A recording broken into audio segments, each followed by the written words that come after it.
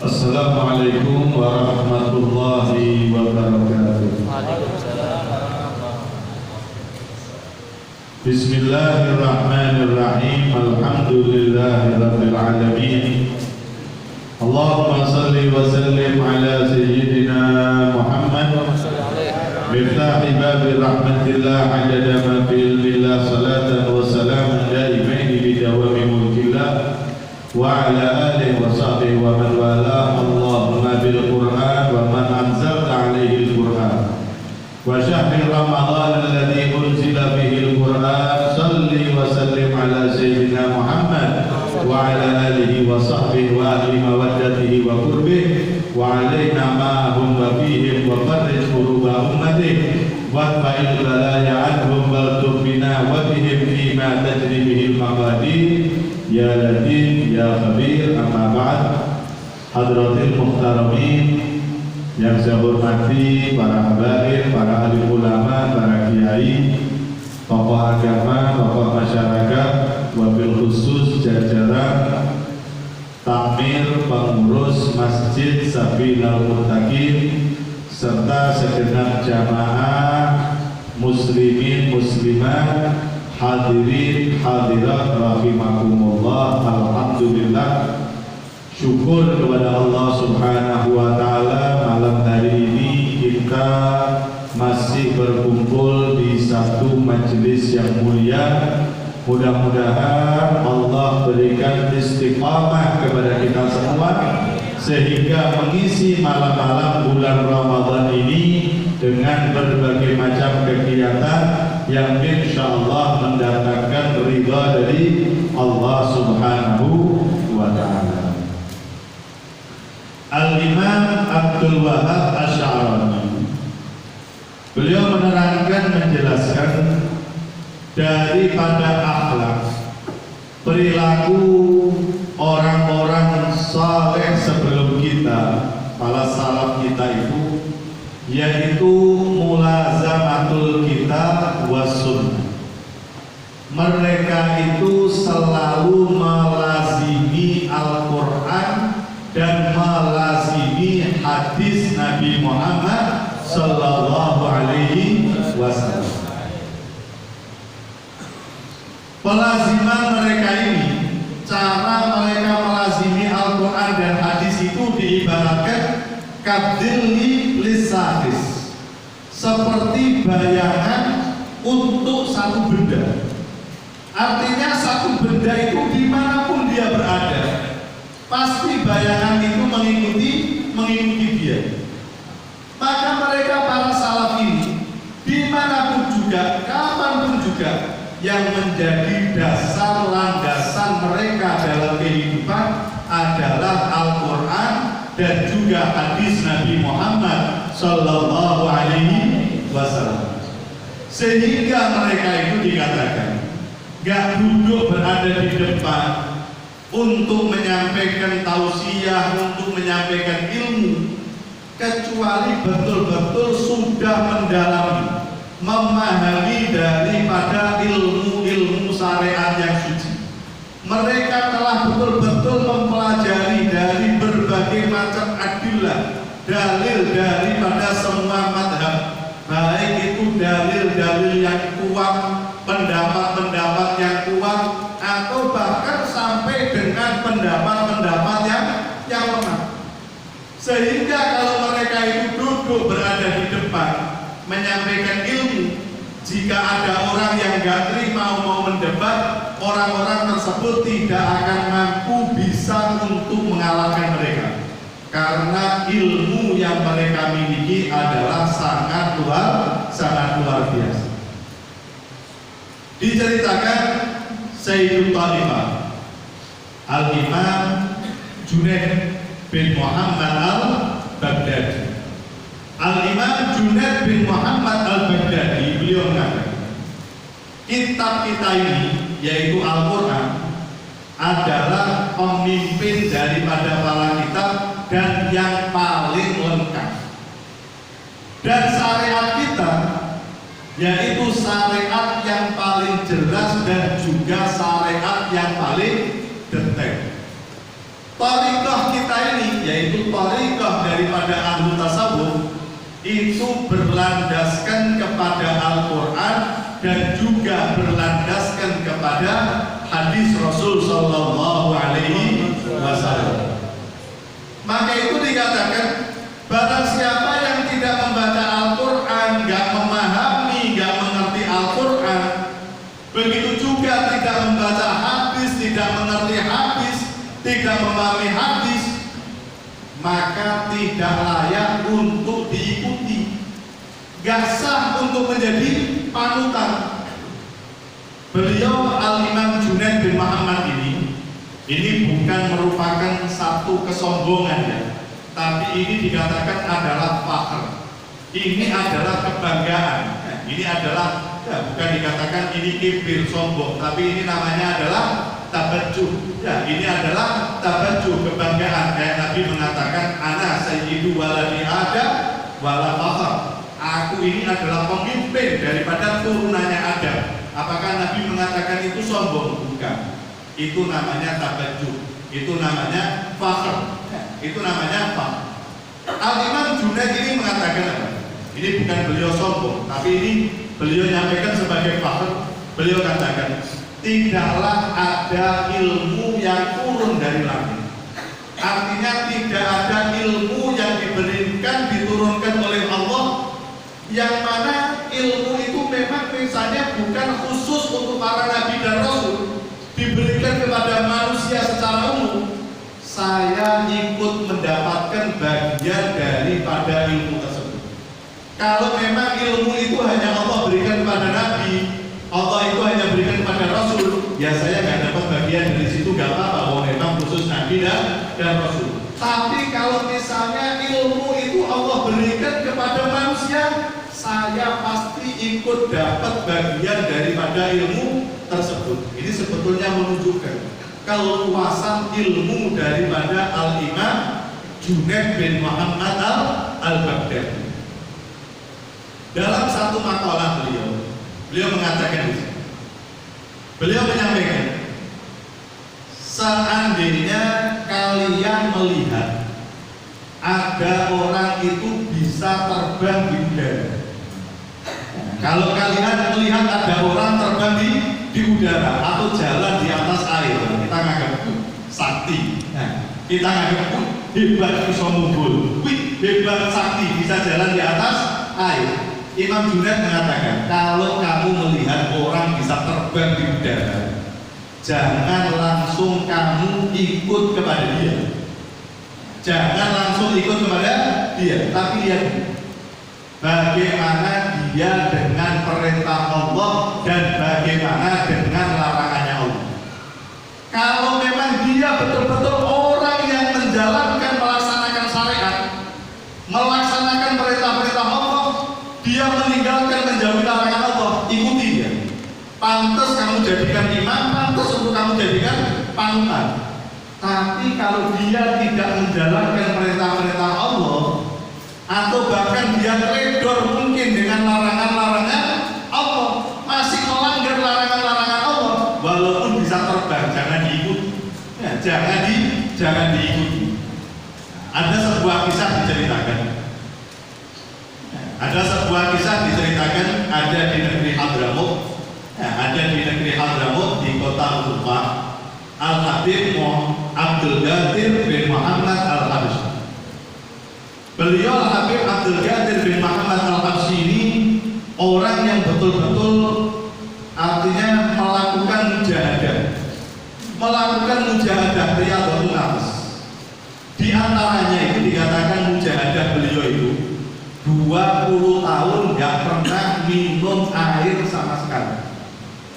20 tahun nggak pernah minum air sama sekali. Ini mujahadahnya. Sehingga orang-orang itu kagum dengan beliau itu. Ini orang hebat. Ya, ini orang yang luar biasa. 20 tahun Maya Sofilman. 20 tahun nggak minum air sama sekali. Sehingga pernah satu saat, Habib Abdul Qadir bin Muhammad ini datang ke kota Masileh. Maka orang-orang yang warga Masileh menyambut dengan sangat luar biasa. saat itu Al Habib Abdullah bin Husain dan Habib Tahir bin Husain, mereka berdua ini masih kecil. Mereka ini masih kanak-kanak dan mendengarkan cerita kehebatan Habib Abdul Qadir bin Muhammad ini. Maka karena orang-orang menyambut datang, maka dua anak ini minta izin kepada ibundanya untuk ikut menyambut. Kepingin tahu nih orang hebat yang datang 20 tahun nggak minum air. Ini orang hebat. Minta izin kepada ibunya, menyampaikan kepada ibunya, minta izin kepada ibunya. Maka sang ibu mengatakan, "Faqala lahu ni'mat rajul wa ni'ma ma fa'al wa ni'ma ma wasaftuhu bih." Wah, memang itu orang bagus. Itu orang bagus. Dan apa yang dikerjakan adalah bagus. Apa yang kau sifati tentang dia juga adalah bagus. Kamu minta izin untuk bertemu dengan beliau? Iya. Ambil gelas ada di dalam, isi air. Ambil gelas ada di dalam, isi air. Maka sang anak, dua anak tersebut ngambil gelas diisi air. Untuk apa? Kalau kamu bertemu dengan Habib itu, sampaikan, ibuku berpesan minum air.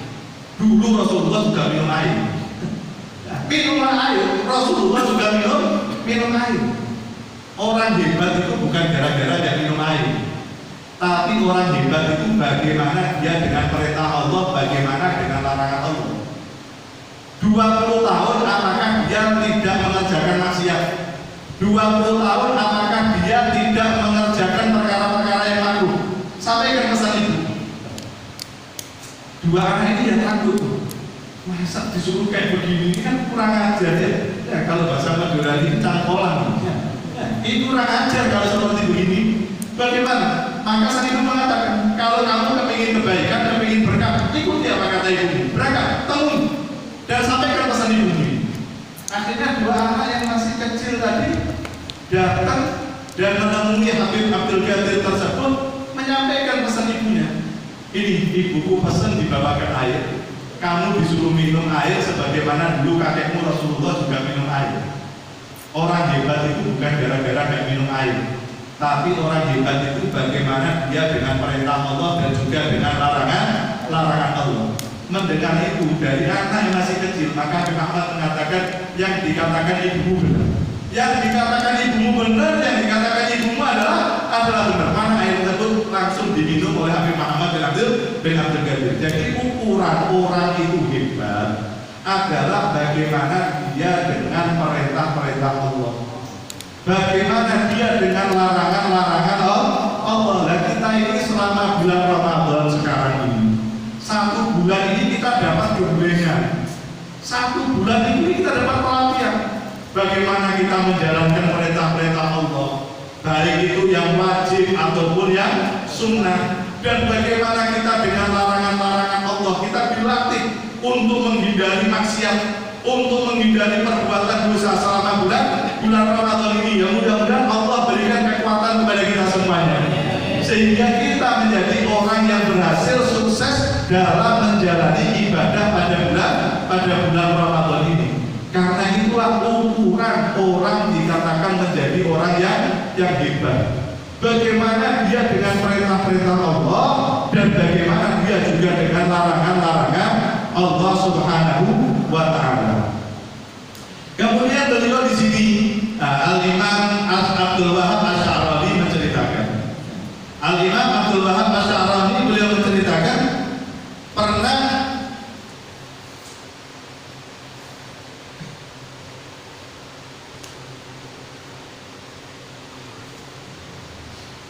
pernah ada seseorang yang datang kepada beliau.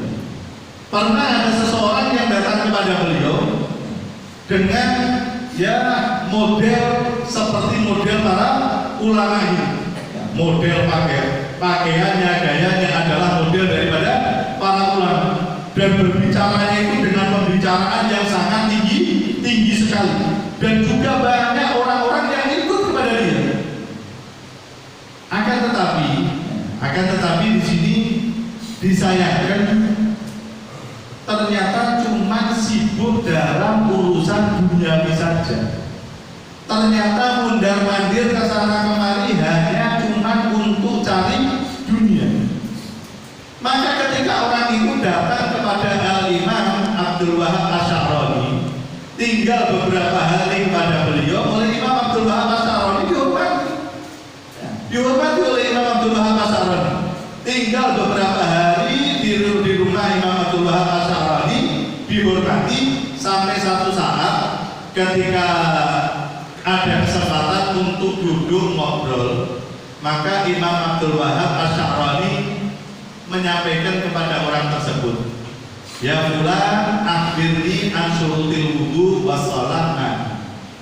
Fulan, coba sebutkan kepadaku syarat-syaratnya wudu itu apa, syarat-syaratnya sholat itu apa. Ternyata orang itu mengatakan, ana magharatul ilmi, saya nggak pernah belajar ilmu. Maka Imam Abdul Wahab mengatakan, loh, ibadah itu dasarnya adalah ilmu. Keabsahan ibadah itu dasarnya adalah ilmu yang diambil dari Al-Quran dan juga diambil daripada hadis dan juga ijma daripada para ulama. Nah, kalau seorang nggak belajar ilmu, dia nggak ngerti mana yang wajib, nggak ngerti mana itu yang sunnah, nggak ngerti mana yang haram, nggak ngerti mana yang makruh, dia adalah orang yang bodoh. Dan orang yang bodoh nggak pantas untuk dijadikan panutan. Orang yang bodoh tidak pantas untuk dijadikan panutan. Maka orang itu pun terdiam, nggak bisa bicara, nggak bisa ngomong, akhirnya pamit dan meninggalkan Al-Imam Abdul Wahab Asy'arani. Maka itu beliau mengatakan juga di sini, maka orang yang menuduh, yang mengatakan bahwa thariqah sufiyah ini, thariqahnya orang-orang ahli tasawuf ini adalah thariqah yang tidak berlandaskan Al-Quran dan tidak berlandaskan kepada hadis, maka itu adalah satu kebohongan. Itu adalah tuduhan yang tidak benar. Mereka orang-orang ahli tasawuf itu orang yang mendalami Al-Quran dan orang yang mendalami hadis. Karena dikatakan hakikatnya sufi, orang itu dikatakan sufi itu bukan cuma pakaiannya, pakai gamis, pakai imamah, pakai surban, bukan cuma ini dikatakan sufi. Tapi sufi itu adalah alimun amila bi'ilmi ala wajhil ikhlas. Sufi itu orang punya ilmu dan mengamalkan ilmunya dengan ikhlas, mengamalkan ilmunya dengan tulus. Nah, maka itu kita jangan salah paham, jangan keliru. Nah, sufi itu bukan cuma bentuk, sufi itu bukan surah, bukan cuma pakaian, tidak. Tapi sufi itu dasarnya ilmu, dan ilmu yang diamalkan dengan ikhlas. Maka itu yang menjadi pedoman, landasan daripada tasawuf adalah Al-Quran dan juga hadis Nabi Muhammad Sallallahu Alaihi Wasallam. Mereka ini, para salaf kita dulu, gak pernah mereka itu meninggalkan Al-Quran, gak pernah mereka meninggalkan hadis Rasul Sallallahu Alaihi Wasallam. Maka itu Al-Quran itu jadi rutinitas. Ya, mereka punya rutinitas hizib. Sebetulnya bukan cuma pada bulan Ramadan saja, selain bulan Ramadan mereka punya rutinitas. Ada yang mereka rutinitasnya 1 bulan sekali khatam Al-Quran, ada yang rutinitasnya sampai dengan seminggu sekali khatam Al-Quran. Begitu juga dengan hadis Rasul Sallallahu Alaihi Wasallam. Mereka jadikan kitab-kitab hadis itu juga sebagai wirid bacaan, rutin baca kitab Sahih Bukhari, rutin baca kitab Sahih Muslim, dan juga kitab-kitab yang lainnya seperti kitab Ihya Ulumuddin. Ini yang mereka jadikan sebagai pedoman, dibaca tiap hari sampai nanti khatam selesai diulangi lagi, khatam selesai diulangi lagi. Itulah yang dilakukan oleh para salaf kita. Jadi mereka para salaf itu tidak pernah meninggalkan Al-Quran dan juga tidak pernah meninggalkan hadis. Kaya orang itu yang nggak mungkin meninggalkan bayangannya.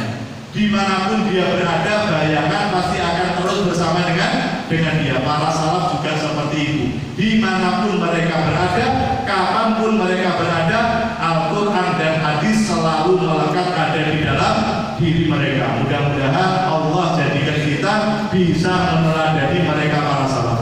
Cinta dengan Al-Quran dan cinta dengan hadis Nabi Muhammad SAW. Meneladani, memahami, mempelajari Al-Quran, mempelajari hadis daripada Nabi Muhammad SAW, kemudian mengamalkan apa yang ada dalam Al-Quran, apa yang ada dalam hadis Nabi Muhammad SAW, sehingga insya Allah sebagaimana Allah mengangkat derajat kedudukan mulia para salaf kita, Allah pun mengangkat derajat kedudukan kita semuanya. Amin amin ya rabbal alamin. Mudah-mudahan sedikit yang bisa saya terjemahkan bisa memberikan tambahan ilmu kepada kita semuanya. Kurang lebihnya mohon maaf, dan sekali lagi diucapkan ribuan terima kasih kepada jajaran takmir Masjid Sabilal Muttaqin yang memberikan kesempatan waktu kepada kami melaksanakan takmir Quran pada malam hari ini, dan diumumkan untuk besok malam ada di